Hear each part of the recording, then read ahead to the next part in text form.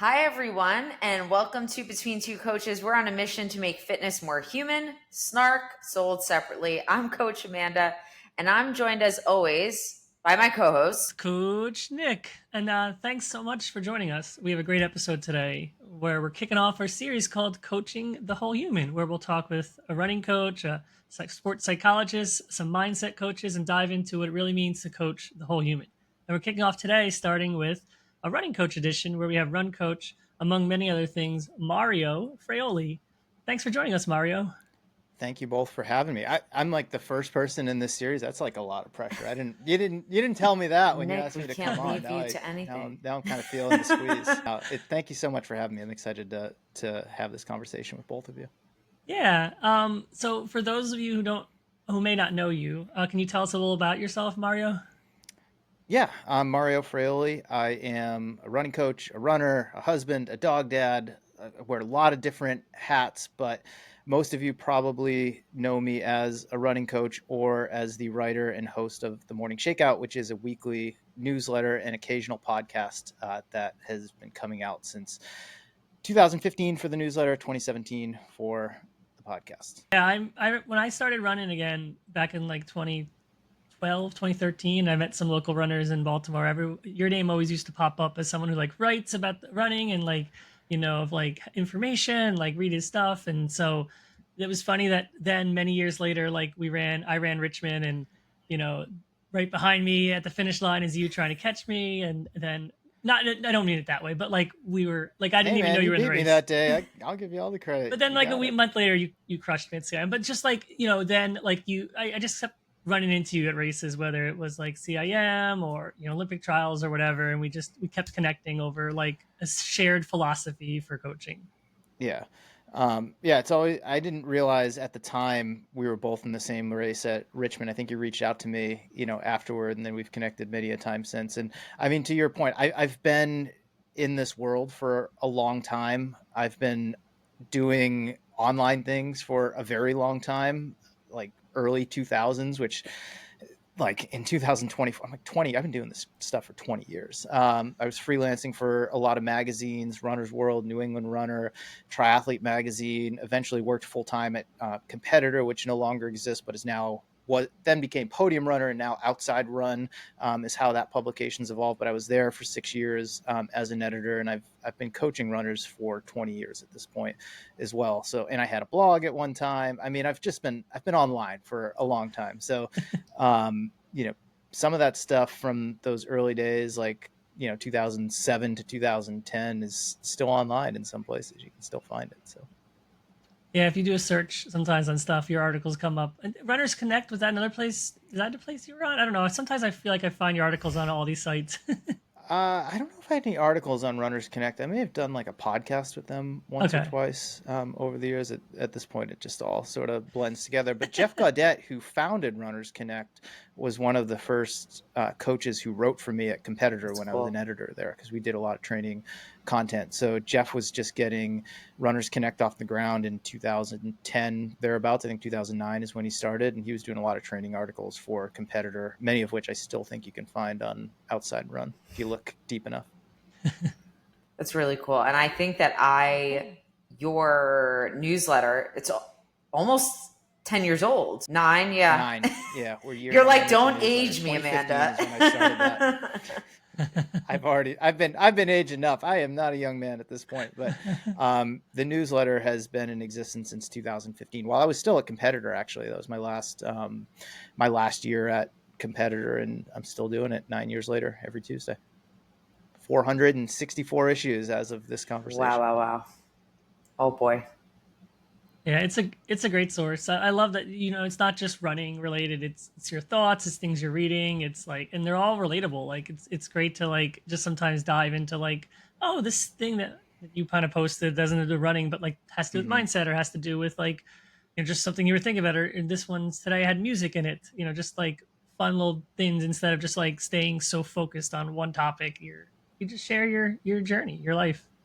Yeah, I mean, it's a reflection of the things that I'm thinking about, paying attention to, reading, listening to, watching on a weekly basis. And a lot of that is running. I mean, that's a big part of my identity and a big part of my career, but it's not all that I am and all that I do and all that I spend my time and attention on. I really want the newsletter to be a reflection of that. My own photography is in there. That's a hobby of mine. There's always something musical in there every week. And again, a lot of running related content, some of it very applicable, some of it very philosophical. But yeah, I mean, I've been doing it every week for 9 years. I mean, it's probably my favorite thing that I do on a consistent basis. So glad you're both enjoying it. Can you, what platform, this is going to become a little niche really quickly. So if you don't care about this stuff, I'm just curious.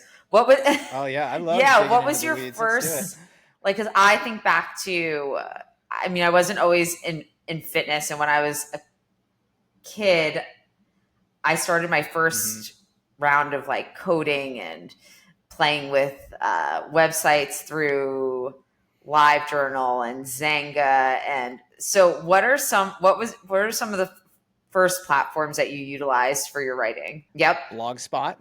And if you search far enough down the internet, you'll probably find that blog. It's still online.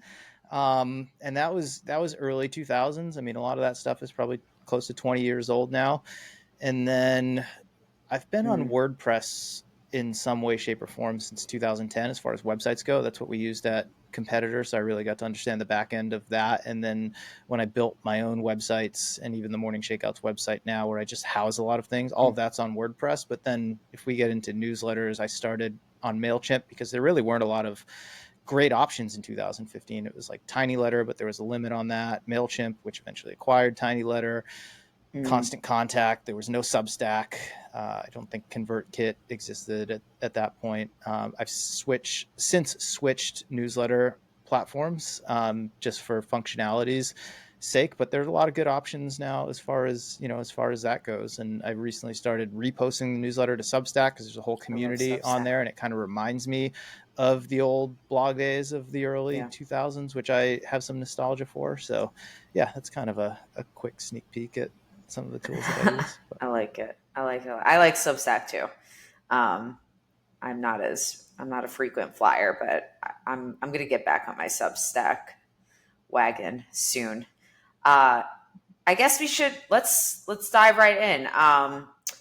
So Mario, in your own words, what does it mean to be a coach to somebody? What does that look like for you? For me, the coach is a co-pilot. The coach is riding shotgun next to the athlete, meaning the athlete has the wheel. They are driving the car. They're in charge of the gas pedal, but I'm the experienced co-pilot, and I am there to help the athlete along their journey. So I'm going to share my experiences as an athlete, but primarily as a coach who's worked with numerous athletes and has seen, these quote unquote routes before. And I'm going to point things out.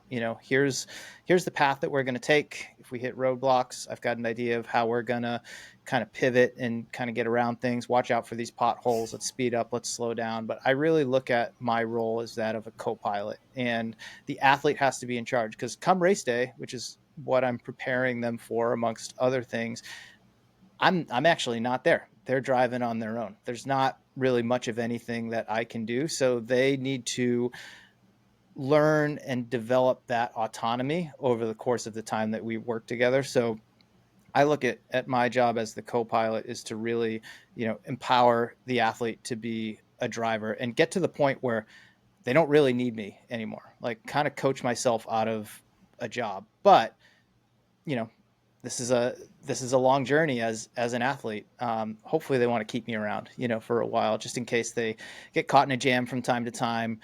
They just, they need someone to bounce ideas off of, that sort of thing. Nick likes to call himself the passenger princess. Would you say that this is a relatable term for you as a coach? Well, I need Nick to define passenger princess before I answer that question. I've never used that term. That's when I'm driving. That's when my wife's driving on long trips, and I'm just, controlling the music and have snacks, and got my phone out and I'm social mediaing. That's when I'm passenger princessing. Not really when I'm. All right. Thanks for that clarification. So in that case, Yeah, I'm glad you clarified that. So in that case, I would say no. The coach is not a passenger princess. To me, Copy. that is not a coach. The coach is a co-pilot. So No, but the co-pilot has some Yes. real responsibilities, but they're also not they're not the one at the wheel. yeah, I loved how you said it too. Like I feel I've heard a lot of athletes say over time, like I know, when I was a younger runner in high school, college, post college, like a lot of people looked at coaches as like the top hierarchy. Like they're in charge. They're going to tell you what to do. We follow what the coach says. We don't really have a say much. And I know in high school and college it's a little different, but like, as adults, I hear a lot of adults say the same thing of like, oh well, my coach is in charge and I don't want to say anything or I have to listen. And, it's always refreshing to hear others say the same thing, which is like, no, it's your journey. I'm here to support you. Like, even if you make a decision that I don't agree with, I will give you my guidance, but I'm not going to fire you because you ran 20 miles on a, bum ankle when I said, let's rest. But I'm going to say you shouldn't have done it. Well, I look at it this way, and I say this to my athletes all the time. I more remind them, I work for them. They don't work for me, right? And I coach adults. So it can be, I think, a little bit different in, say, a school team environment or maybe a running club. But I coach adults who seek me out and pay me money to coach them, right? So them paying me means they're in charge. They're the boss. I work for them.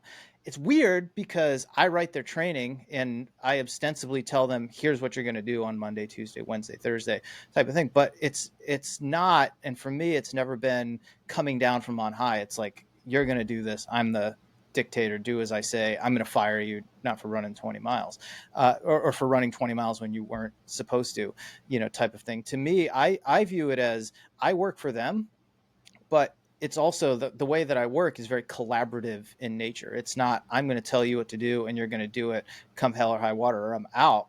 It's a conversation from the very get-go, from the first time that I talk to an athlete. Like, we're starting that conversation and it's ongoing. And yes, I'm writing their training and I'm using my experience and looking at, the athlete and what it is that they really need to like deliver that training. But I'm constantly asking them to look it over, like, give me your feedback on, is this going to work like for your life that week? How are you feeling coming off of a workout? How'd you feel the last time we did this type of workout? And it's like all of that information that I get from an athlete from those conversations informs the decisions that I make for them that are in their best interest. Right.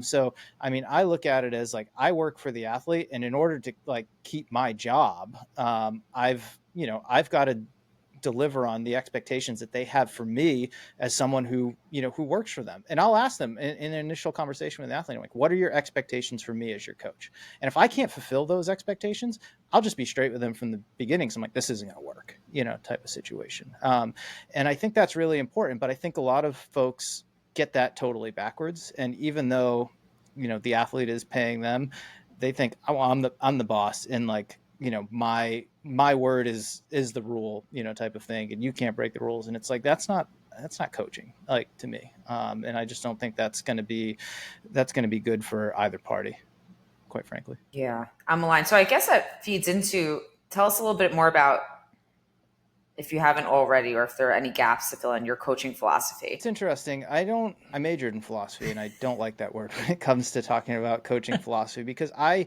work with individuals, right? And there's a reason for that, because I don't have a system that I'm going to take and like try to fit the athlete into, right? I mean, the way that I would describe it, if I have like a philosophy in how I work with athletes, and I took this from a book called The Year Without Pants by a guy named Scott Burkham. And it's about his experience working at WordPress, which was a completely remote company.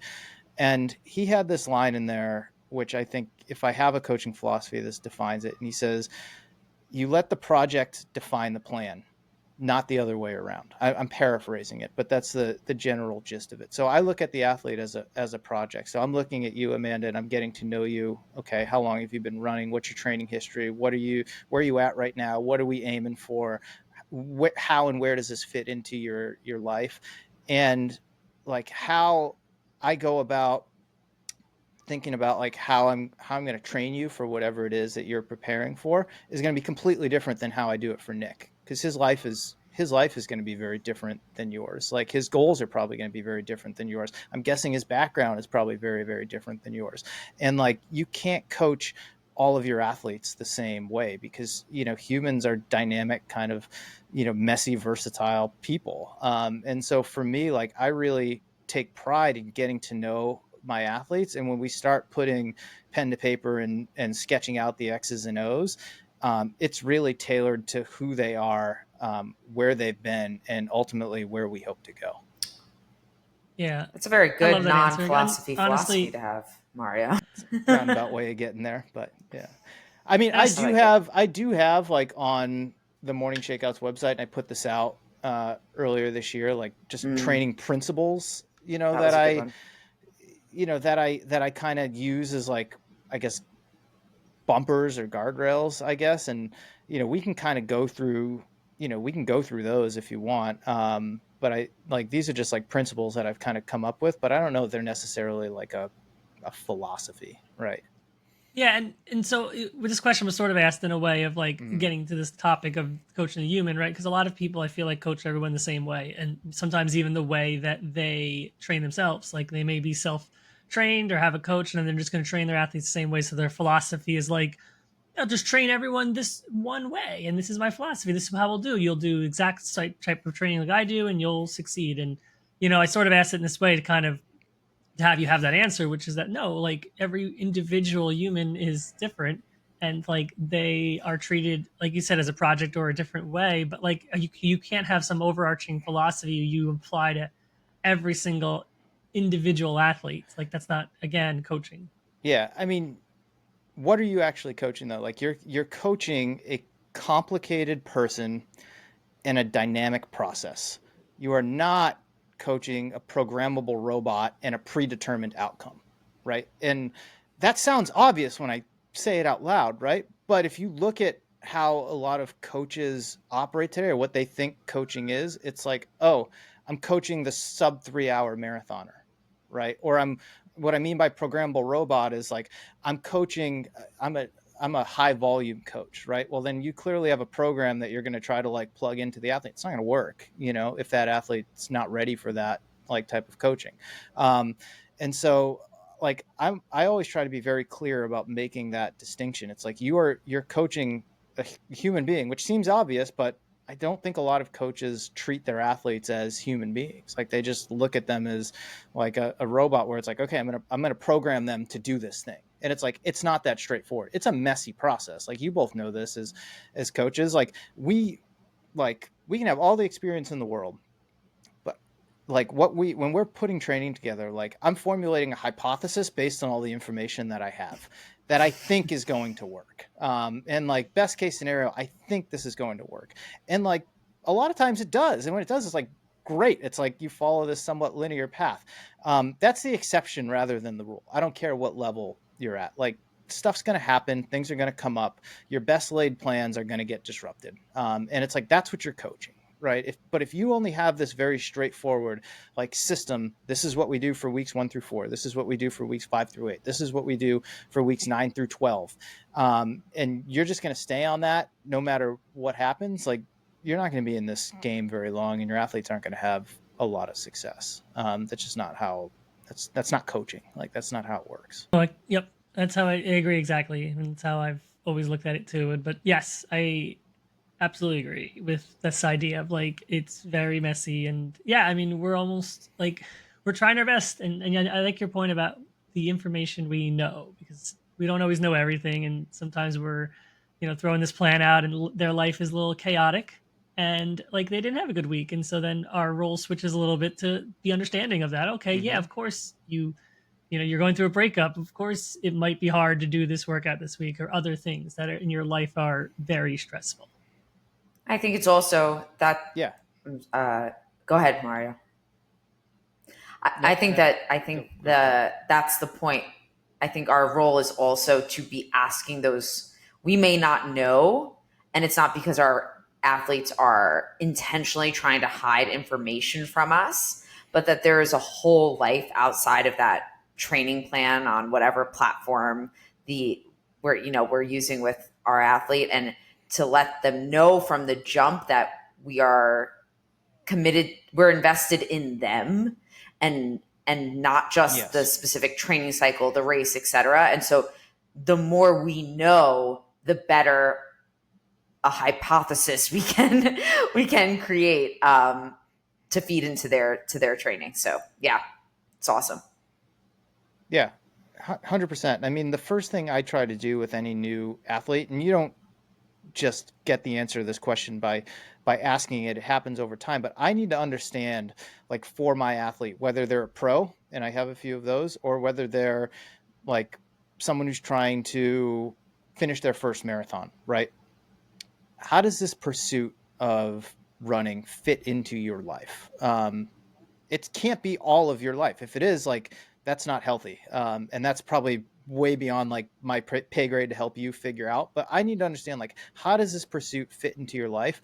Because I need to make sure that as we progress, like with everything else that you have going on as a parent, as like, you know, an employee, as like a friend, with someone with other interests like in your life, like that it's fitting in well, like that it's not taking away from things that are going to be important to you, and also understanding like how those other things, you know, may or may not be affecting this pursuit of running, because that's going to affect a lot of the decisions that I make, you know, for you from a training standpoint, you know, as your coach. And I think that's really, really important. Again, like, kind of seems obvious, but you know, I've learned that just because it's obvious doesn't mean that's how it always happens. So No, I agree, and I think that kind of goes into our next question, which is, you know, we started touching on this earlier, but what do we mean when we say coaching the whole human, or being like a humanistic coach is another phrase I like to throw around. But like, what do we mean when we kind of say that to people?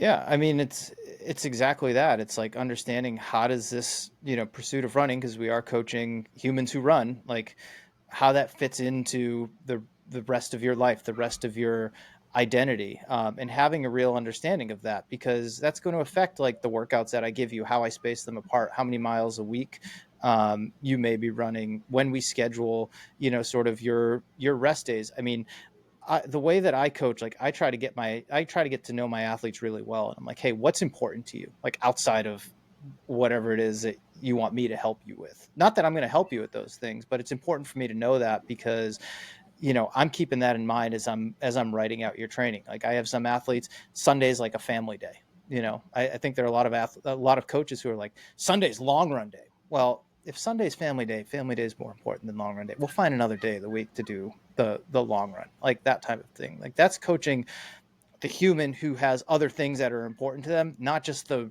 runner who has a marathon in 12 weeks, you know, type of thing. I think that's one, you know, that's one example, and one way to look at it, because, you know, a runner is not all that you are.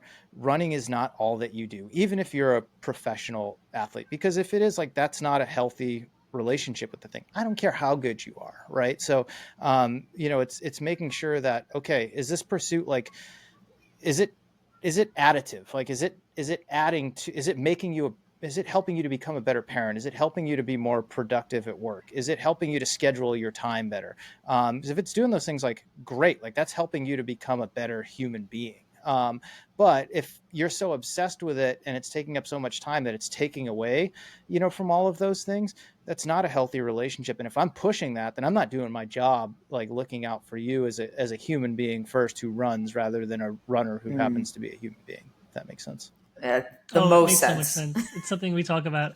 Yeah, we talk about that a lot here. It's like, you know, I think there's this general idea of people pursuing their greatness that you need to sacrifice everything, you know, in pursuit of that goal. And like, you know, that means like they may enjoy going out with friends, or they may enjoy doing these certain things, but now I can't because I'm training for a marathon. And, you know, what happens ultimately is they suck the joy out of their life, right? Because now they've put so much pressure on this one race. They run Mm-hmm. the marathon and it doesn't go well, and all of a sudden it's, well, marathoning takes too much of my time, like it's burning me out, I just don't enjoy it. It's like, well, you made it that way, like, you know. And as a coach, like you said, it's like understanding what brings athletes joy and like celebrating that. Like I have athletes who I'm like, oh, you went out on a Friday night and your long run was a little harder, okay, but did you have fun?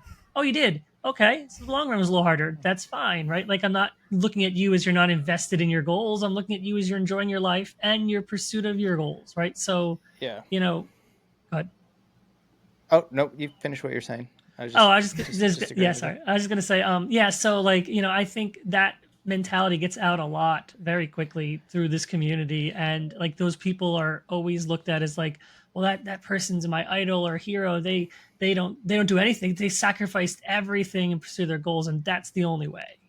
Yeah. And if you really got a clear peek behind the curtain of a lot of those folks, like I don't think you would trade spots with them. Number one. But look, I also think too, like just to use training for a marathon as an example, like when you get within, let's just call it 12 weeks of a marathon and the volume's going up and the long runs are getting harder and you are going to focus, like things might be out of balance for like a short period of time. Like that's okay. If that's how you're living your life 52 weeks a year, that's going to be problematic. But if like you have a short period of time where it's like you don't go out on a Saturday night because you want to be rested for your long run the next morning, like there are instances where that's the right thing to do, especially if that long run is a priority for you. But to your point, Nick, like there's also instances too where it's like if you need just that socialization in your life because you work from home and you don't see another human the entire week and you have a chance to go out on Friday night and hang with a couple friends, past bedtime, and that's going to affect your long run the next morning, that's fine too. So I think it's like keeping all of that in perspective. I think the other thing too that is worth touching on, to go back to something we were on earlier, but I don't want to let it go, is like there are a lot of coaches and people who want to become coaches and even athletes who think of coaches that think coaches have all the answers, right? And some coaches think they do. If your coach says I have all the answers, like run as far away as you freaking can. If your coach isn't asking more questions and they're giving you answers, I don't know. I'm a little wary of that. I think like that's part of a coach's job is to ask a lot of questions to try to gain more understanding, to get context around any number of different situations. And I just before we move further in this conversation, I wanted to make sure that I address that from earlier as well. So good. Yeah. Glad you did. Yeah, I mean, there are many people feel like they need to be the smartest person in the room, and then they become leaders or coaches. And like you can read many amazing books. Simon Sinek is one of my favorite people, and he always talks about being listening and observing and like Mm-hmm. leading from in a different way than leaders have always been taught to lead. And so I look at a coach sort of as still a leader. I'm not in charge, but I am leading your journey. And a lot of the principles I get from those types of leadership classes, I was trying to apply to be a better coach. So you've been coaching for a long time now. So what are some techniques or ways you adapt as a coach towards coaching the whole human being? And then sort of like a follow up to that, like what have you seen from athletes and what are they looking for from their coach over years and what sort of changed in all the years you've been as a coach? Yeah, so for me, it's been a gradual evolution over time. I mean, when I started coaching, I look back at it now. I'm like, I don't know if that was coaching. I mean, it was my college teammates asking me to write them training programs for the half marathon that fall after we graduated, or to stick with post collegiate cross country. And I would do that because I've always loved training theory and doing that sort of thing. But I didn't have any desire to be a coach, so I didn't think of it that way. I was like, sure, I'll write you a training program. I know how to get ready for an 8K cross country race. And what I realized, not necessarily very quickly, but in a fairly short period of time, was that exactly what we talked about. It's not about writing the perfect program. And I thought early on, like, I thought that's what it was about. I was like, write as good of a program as possible. And obviously you want to do that. But it's so much more. You can write the perfect program, but if the athlete's not in a place where they're able to do that, it's not going to work, right? So that for me was like the first kind of light bulb moment of like, oh, you're coaching the human. You're not just coaching the runner robot, to do this thing. So what that spurred me to do was the last thing we talked about was to just ask more questions to try to get more context. Like, in the case of helping my friends out after college, like we're entering the working world for the first time, because you remember the 4 years prior, like we're all in school, we have a coach, we're in class, like we joked that we majored in cross country, minored in track type of thing. Like we didn't care about the other stuff. But here it's like people are at a desk from 9 to 5, and they're realizing, oh, it's really hard to get a workout in, like after work as a 22-year-old kid. Like like these are things you don't have to deal with in college. So it's helpful for me to like kind of understand that, and to think about like, okay, like how do we problem solve, kind of our way through this. And I mean, I look at a lot of my coaching practice now. It's a continual exercise in like minor problem solving. Like there's always little things that come up that we need to solve, whether it's like, you know, a lifestyle thing, if it's an illness, if it's an injury, if it's someone who doesn't recover from a workout, you know, quite as well for it's like, okay, these are little problems. Like how do we, you know, how do we solve this? Right. So it's just being a bit more open-minded, I think, like in, you know, in that way. And, you know, understanding it's not about writing the perfect training plan. It's about understanding where an athlete is at any given time and adapting the training plan to match that as best, you know, as best we can. Yeah, I love that idea. Like, there's no perfect training plan. Like, a lot of people look for that, and sometimes even athletes are like upset if like they have to modify the plan after I write it. And I'm like, that's literally the point of a plan. Like, I write it and it needs to change. Like the second I write it, it's a plan, right? So don't ever feel bad that you're Yeah. moving things around or you're missing a run or we have to adapt. Like that's literally the job. And so I think, you know, what I've noticed over the years too, and we've talked about it a lot here, is like the investment sort of athletes kind of want from their coaches now is, you know, maybe a lot more than it used to be. I think, you know, coaches seem to be, I wasn't a coach as long as you, but in my 6 years, 7 years now, like just people look like we're coaches are more available, I think, than we were before. And, you know, athletes are looking for a little more from their coaches. And it's like, you know, the thing I find the most that happens that we can help athletes with is just like how confidence sways so quickly, right? And so we can only do so much, but, you know, perfect train, like everything's going great in a marathon block, and all of a sudden, you know, a long run goes poor on peak week, and now an athlete's doubting all their fitness, and the race is wrong, and why didn't it feel good during the taper? And you know, you know, you're building the framework for them to understand, like, hey, you need to problem solve through this, but also like giving them perspective too of like, hey, look how much has gone right, and like if Yep. everything goes perfect, we probably didn't train you hard enough too. Like there's this idea of like if you're just crushing everything, like then we're not working hard enough. So there is going to be a workout that's too hard, or not too hard, but like difficult, and like be more strenuous. And so that's all part of the process. And so like the athletes really leaning on, you know, experienced coaches who've been here and done this before to like help them through those moments when, you know, they're just doubting themselves about everything. Yeah. So to piggyback off of that and continue with what I was saying earlier, like over time, like what I came to realize is this is a coach athlete relationship, and the key word there is relationship. It's not a one-way street, it's a two-way street, right? And so that relationship has to be built on trust, honesty, communication. And in my early days of quote unquote coaching, I would write the plan. I would send, like, I would just email it to, you know, the athlete, my old college teammate. I would expect that they, and I would send them like 3 or 4 weeks at a time. So I'm like, here you go. Maybe at some point, like if we run into each other, I'll, you know, I'll talk to you, and I wouldn't check in. It's like, that was not a relationship. That's why I hesitate to like even call that coaching at the time. And then what I realized is like every once in a while, someone would check in and be like, yeah, I'm either not doing the training or like that was too much or whatever. And it's like, oh, that's interesting. All right, how do we adapt there, right? And then that kind of fosters like, you know, that communication. And like I realize like, oh, it's more than just like a training plan. Like this is a relationship, and like relationship, like that line of those lines of communication have to be open. And like fast forward, you know, another almost 20 years, like that's only accelerated, I think, just as one, technology has improved. It's become easier to communicate with people. You know, I don't even know if there were online platforms back then. It really was mostly just like email, you know, type of thing. And now it's like I use Final Surge, there's Training Peaks, there's a whole lot of other things. There's texting, which, you know, you could text back then, but it was a huge pain in the ass because it was like a keypad. It was pre-smartphone era. I mean, I'm really dating myself here, but I do think, like Nick, to your point, like just as, you know, I think as one, like running's just gotten more popular. People are realizing the value in coaching. Communication has, you know, improved. Like it makes sense to me, like, you know, that coach athlete relationship and the emphasis on that uh, is becoming more prioritized, right? And like if you are not prioritizing the relationship side of that, and that's what someone is looking for, it's like, well, they can go, you know, they can have AI build them a training program. You could find a good training program somewhere else. But I think like, you know, the coaching for it to work, like it has to be based in like honesty, trust, and communication. And we've, you More know, so now Amanda's, than ever. And that's yeah. always been the case, but I think more so now than ever.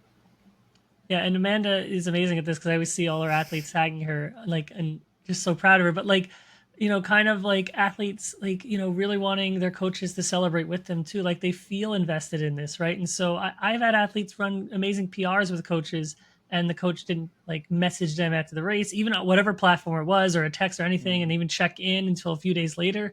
And they just wanted like just to embrace that with their coach, and they would leave their coach even after running well, because like they're missing that piece of connection. Like that is a joyful thing for athletes, and that's just like this whole concept of coaching the whole human is really around like that connection of human being to human being, that relationship, and how much people are really enjoy that and really love that. Yeah. I mean, I tell my athletes all the time, like, I can't want this for you and I can't want this more than you. But if you really want this and you want it bad enough, I want it just as bad for you. Right. So if you hit that goal that you've set out, like, I'm going to be the first person to celebrate that with you.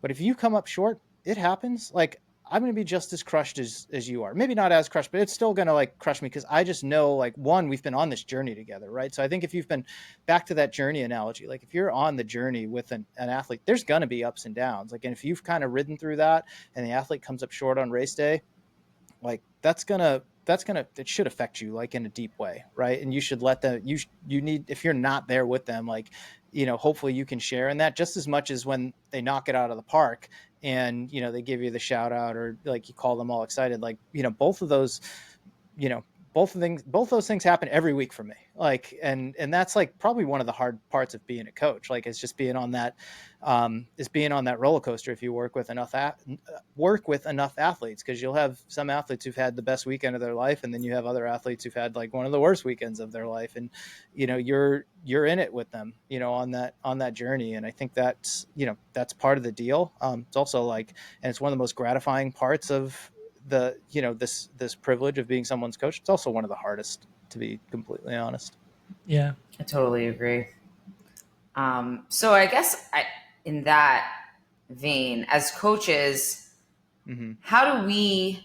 What recommendations would you give to another coach, trainer, to be more invested in their athletes while also pushing them towards their fitness goals? Yeah, I think there are a lot of younger coaches, newer coaches, folks who want to become coaches, because I hear from them on a near weekly basis. And the most common questions I get are, you know, what books do I read? What courses do I take? What certifications, do I need? And like, look, that knowledge is super important. Like, but it's plentiful. You can find it anywhere. You can pay for it. There's a lot of great free resources between like podcasts, YouTube, and website, and like all of that stuff. Like, that pursuit of knowledge, I mean, should never stop.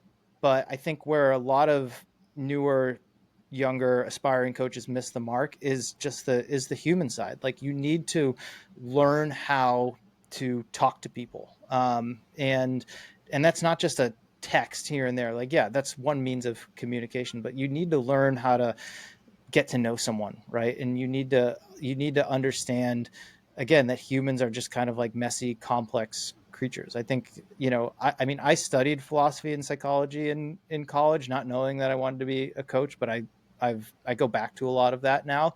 And not that you need to get a degree in philosophy or psychology, but I think like understanding like just how humans operate, human nature, how the mind works, like how interpersonal dynamics, all that sort of stuff is super important. Because again, this is a coach athlete relationship, right? So I think you need to invest just as much or more into the relationship as you do the training plan, right? Or the exercise science knowledge, or all that sort of stuff.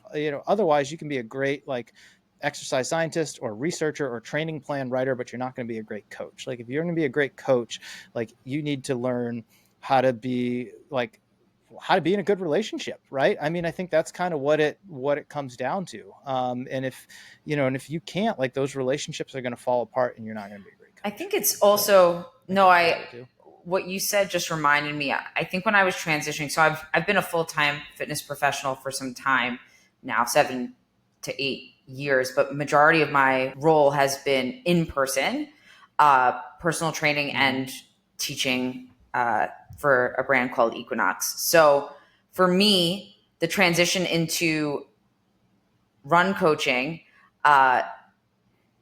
is virtual, right? It's mainly virtual. I have a handful of athletes who are in the New York City area, which is awesome. I get to see them regularly. But it really sharpens my skill set to um, in communication and relationship building, to have this virtual business, to have this virtual relationship. And I think it unfortunately or fortunately shines a light on somebody whose communication skills need to be worked upon, their relationship skills need to be worked upon, when they have a more challenging time as a coach connecting with somebody that they may never meet. So that was a really, really good point. Yeah. I think virtual coaching is super easy to like set up Right. and like actually do, because the communication tool, like the actual tools are so good. Like it's pretty seamless between different platforms and texting and phone, like all this stuff. But I think it's a lot harder to do it well than in person. I know a lot of older coaches who like have, they've only ever coached in person because virtual wasn't a thing, right? And they're great coaches, but they don't know how to do it virtually. And that's not a knock on them at all. It's just, it's a different way of coaching, right? And you have to be, I don't want to say you have to be an over communicator, because I don't believe in helicopter coaching, but you have to be a really good communicator. And like, I think for me, kind of what gave me a leg up is one, like the first, like, again, coaching that I hesitate to call coaching that I did was very much virtual kind of in nature. Like it was over email with like people that I knew. But I learned pretty quickly, as I described, like it's not about just sending the training plan. Like, you actually have to talk to the other person and kind of understand like where they are and how to make adjustments for them, to get where they want to go. But for me, like I'm also a writer, right? I mean, I've worked in, like, aside from coaching, before I started coaching full time, like I worked in media and writing, and I was a philosophy major. And so even before I knew that this is what I was going to do, I've had a lot of practice, like with the written word. Like that's how I best articulate my thoughts, is like taking them out of my brain and literally putting them on a page. So for me, like most of, like I have an in-person group in San Francisco where I live, but most of my coaching is virtual. And I think like the reason that I've been able to do it for as long as I have and at the level that I have is because I knew how to write and I knew how to communicate, and do a lot of like, that type of not in person, like, kind of back and forth, and give effective feedback and really try to understand what someone is telling me. And I think, as a new or aspiring coach, like that is a skill to hone, like learn how to write, learn how to communicate when you're not going to see someone on a regular basis, if ever. Like you have to, because if you can't, it's going to be really hard to like help this person get to where they want to go. Yeah, and in the last 4 years, remote work and telework has become so much more of a thing. And so, I in the corporate world, still have a job as a project manager, but so like a lot of bosses I have who are older struggle to communicate and supervise people remotely, because they haven't learned and they don't know how to like connect or talk, or and they just worry no one's working all day because they trust issues. So, in this same vein though of like virtual coaching took off a lot in the last 5 years because a lot of people are learning how to work remotely and they want to work with a coach remotely, and like the skills you can have as a remote coach, because it's hard, right? Like it's easy to be there at a workout, watch someone run and go, okay, I can see what's going on, stop this workout early, I can almost over coach a little bit, but I'm there. But like now you're just getting notes from a workout and you're trying to pull information out of it and see how it went really, and sort of build this plan on their life, and like but like use the communication time you have available to get the answers needed, and that requires asking the right questions, like being able Exactly. to write the Bingo. right way. And you could write something and write quick, and it could be taken the wrong way, right? So like it's really important to like make sure your messaging is concise and clear, and like those are skills. But like the better you can do that, the better you can establish a relationship over the internet, over virtually, and the better athletes will be able to respond and adapt to the training too. Yeah, I mean, I think to shorten that down, you have to be a great communicator. Like there's really no way around that. I think if you're going to be working with athletes in a virtual way. Yeah. So in your time as a running coach, what's Hmm. the most important thing you've done to show your athletes you're here for them and you're not just coaching numbers in a log? And so we've sort of kind of talked about that a little bit, but Yeah, so a few different things.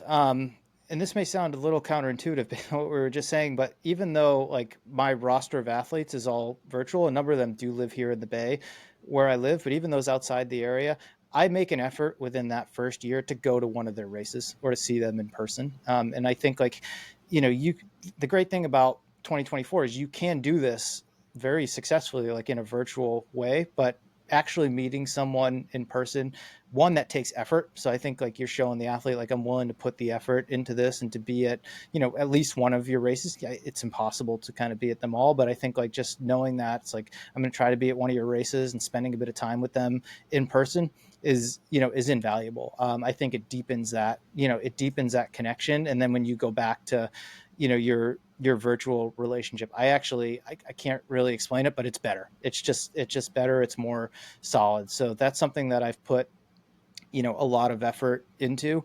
I think for me, like, because I do this professionally and I have to make a living at it, I always just try to be fair to people. I think there are a lot of, I see this a lot. Like when I look at business models, there are a lot of coaches who will charge it's like a sign up or an initiation fee, or like they have like a retainer when they're not actually like coaching you. And like for me, like, look, I have athletes that take a break from one reason or another. It's like, all right, the marathon is done. They don't want to be on a structured plan for the next 4 months, but I know they're probably going to come back for like Boston, in the spring or something like that.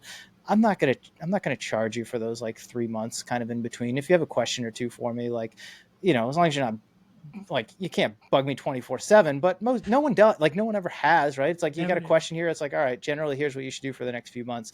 We're not in regular communication during that period of time. Like, I'm not going to charge you. I know a lot of other coaches, like, just because from a pure business standpoint, they're like, all right, well, I'm not doing anything, but I'm still going to charge you, $50 a month or $100 a month or whatever it is, like as kind of a retainer type of thing. And that's fine. Like, you run your business however you want. But like for me, like I've always thought, I'm like, look, like, yes, I'm in this, I need to make a living, but at the same time, like I'm just not money hungry the entire time, type of thing.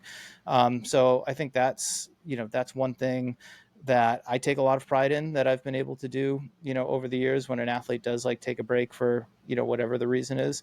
And I don't know, like, I care. Like, I don't like, for me, it's just not something I have to try really hard for. Like, I care a lot for my athletes. Like, they are a big part of my life. I'm very invested in them, like in their journey, and I just want the best for them.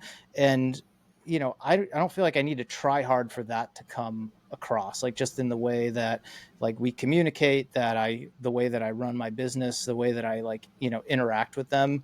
I don't know if that's a great answer, but like, it's not something aside from those like first two things, I don't think it's anything I've ever really like thought of all that much. Great answer. It shows up when you care. Athletes notice, right? Like it's not like, you know, if you actually care and show up in those moments, they notice a lot. And like it doesn't have to be something you shouldn't be faking it. Like, Yeah. but they will know immediately. And to your other point, it does change the virtual relationship. Like, I try and go to athletes races. I'm athletes and I haven't met them before. Like I'm going to Chicago this year because I have like 10 athletes racing, and it Mm-hmm. felt like that's a good investment of time. I can't go to one-off races everywhere, Right. but having this many athletes here, I can see them, I can cheer them on, see them before the race, hang out with them afterwards, put in some quality time. It changes the entire relationship, right? Like now you come back and like you both know each other at different levels, and like it just makes it more, I don't know the right word, but like it does feel different, Yeah. and it feels like it's an easier way, and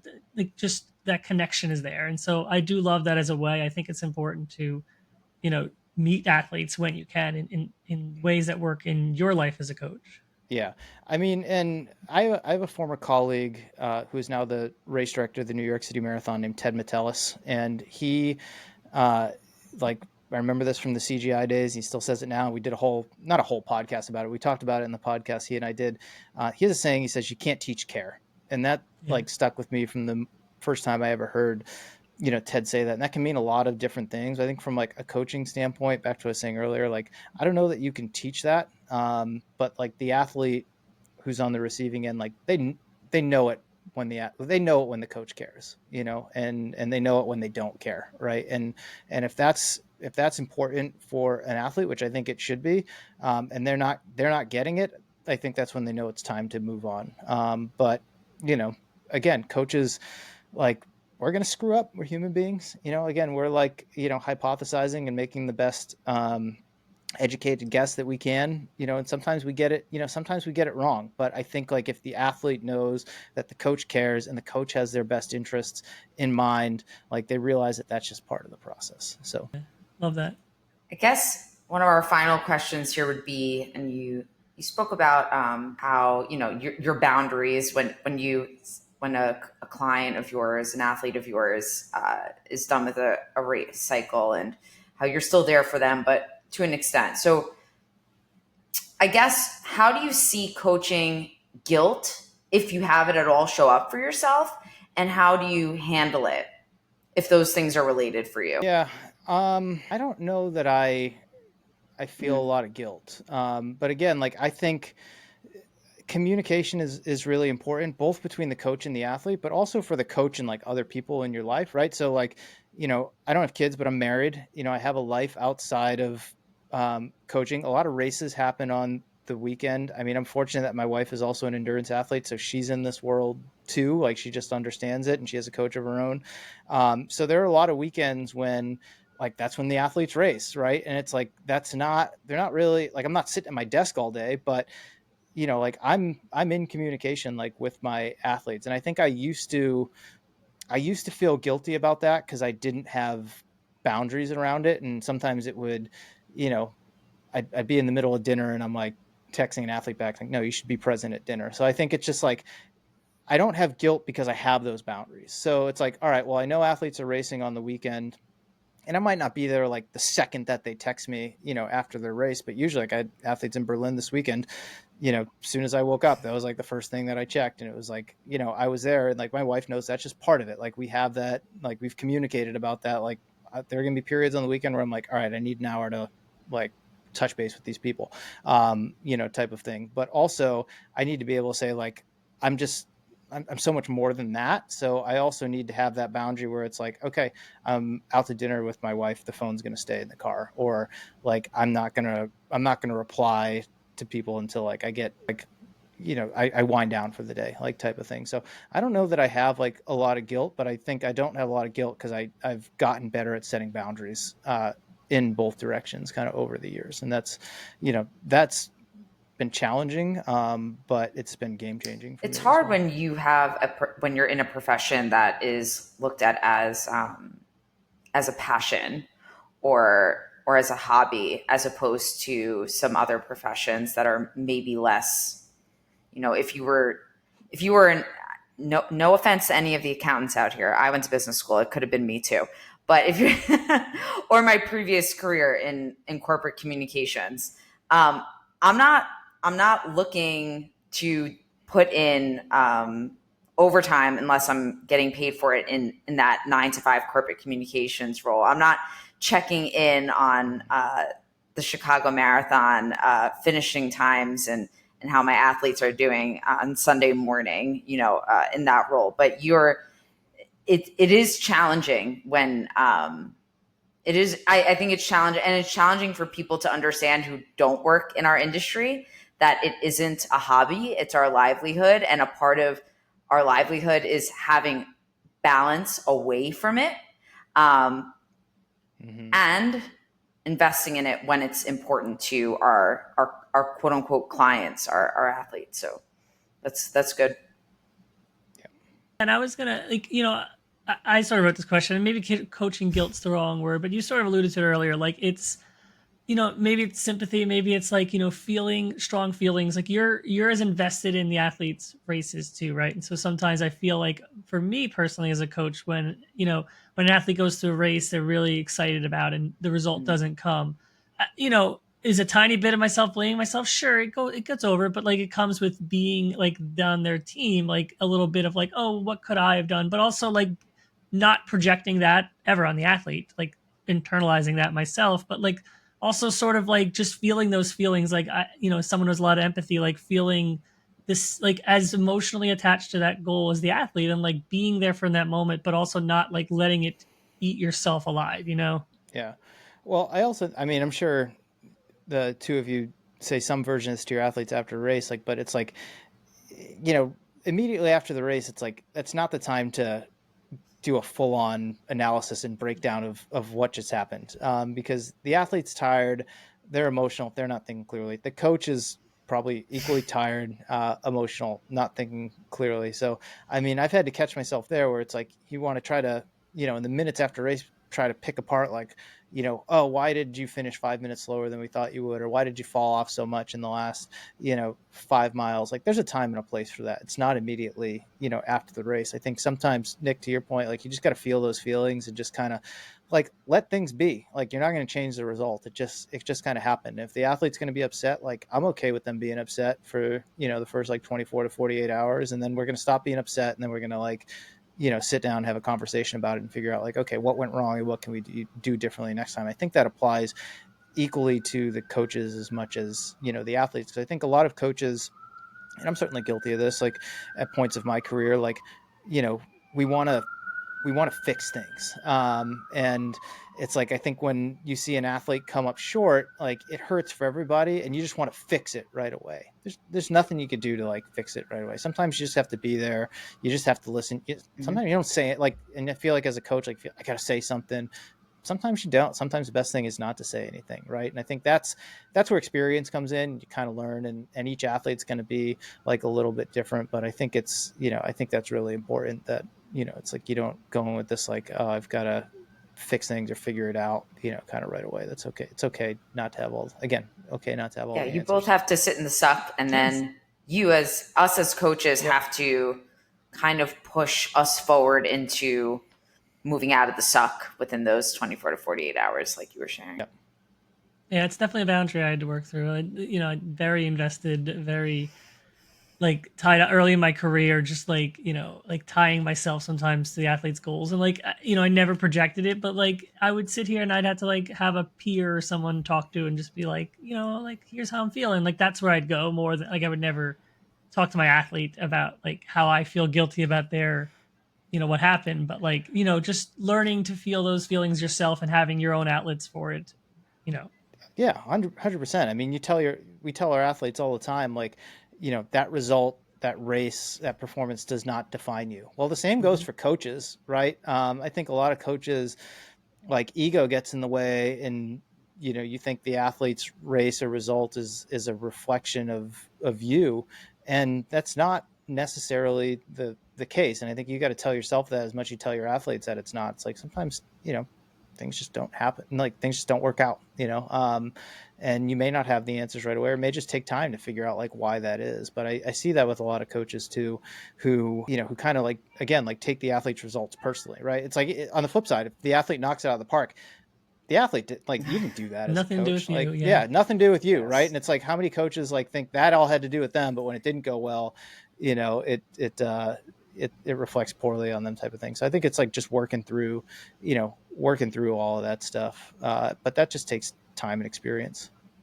Yeah, I think, for most coaches out there, if your athlete feels supported, Mm-hmm. listened to, cared for, communicated with, you're doing your job, right? Like, and that's what you can do. You cannot, no one can guarantee any results, as you said earlier, and someone does run away.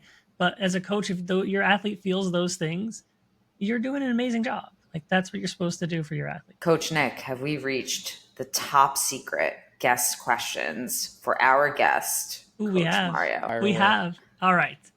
So, question the first: what's the best piece of advice you've ever received? From my dad. My dad told me once, and he continues to tell me, he's like, there are very few things that can't wait till tomorrow.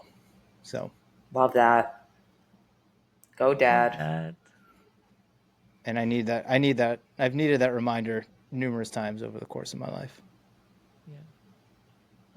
I need it all the time, so I'm glad I heard it today because I'm going to remember it. Um, all right. Question 2: what's one thing that people are generally surprised to find out about you? I don't know that I am red green colorblind. I don't know. That's a fun fact. Not. I mean, I don't know. I think that's good. What do you see when you don't see red? Are they the same? Well, so red green color blindness is what it's called, and red and green are the two shades that I have a hard time Okay. distinguishing between. But it's actually like, it's kind of throughout sort of like the color spectrum. So like the test for red green color blindness is you kind of get this like blot of colors, and there are like a lot of like reds and greens, and people with normal vision can see whatever it is, like like it pops out, like it's usually like a number 8 or a letter or something like that. Like you can see it very clearly, and for me it just all kind of like blends together type of thing. So I don't see the world in black and white, but Good one. like I've always struggled. I mean, and it's funny because I had I had an eye exam probably in 4th grade when I learned that for the first time. And then I had a college teammate who went to optometry school and like gave me that test, as part of like optometry school. I was like the first person that they ever tested who was red, green colorblind. It was like kind of fascinating. If I go way back to like grade school, I remember being in kindergarten, and if the crayons didn't have like the color written on there, I would get really confused. Like the reds and the greens and the blues and the purples. And then like when you get the big box of 64 crayons, it's like the red, orange type, like that was a nightmare for me, like an absolute nightmare. So that's why if you look at some of my, like a lot of my photography that I put up, a lot of it's in black and white because I can see contrast and detail better in black and white than I can in colors. So, yeah. So I don't know. Yeah. I guess that's something not many people know about me. It's not something I talk about all that often either. So Yeah, hopefully that's a good answer to between that two question. coaches effect. Yeah. I like that one. Yeah. All right. Question the third. What's something you wish more people understood about the run coaching industry? That communication is key to making it work. You can't be a good coach if you're not an effective communicator. No notes. Again, seems obvious, but there are a lot of coaches or people who call themselves coaches who are extremely poor communicators. Here, here. I have athletes who come from them. Samesies. We all do, I'm sure. Well, yes. That was great. Well, so any more? Oh, no, it's just he wants more. Okay. He wants more. Next bonus question is if folks out here so first question is, are you taking any athletes at this time? No, I probably won't take on any new athletes until like not for the foreseeable future. Probably not till like 2026 at this point. That was the bonus question that I had. No, sorry. That was an answer though. You answered the bonus question. So before we go, bonus, please tell people where they can find you and follow you and support you. The best place is my newsletter, The Morning Shakeout, which you can find on themorningshakeout.com or on Substack. You can subscribe to it in either one of those places. It goes out every Tuesday. That's my main mode of communication. Everything goes out through the newsletter, and then I'll sometimes put stuff from the newsletter out like via Instagram, which would probably be the other channel. But I think the Morning Shakeout newsletter is the main one that I would push folks toward. Awesome. Well, Mario, thank you so much for joining us. And we hope everyone listening enjoyed this episode or watching.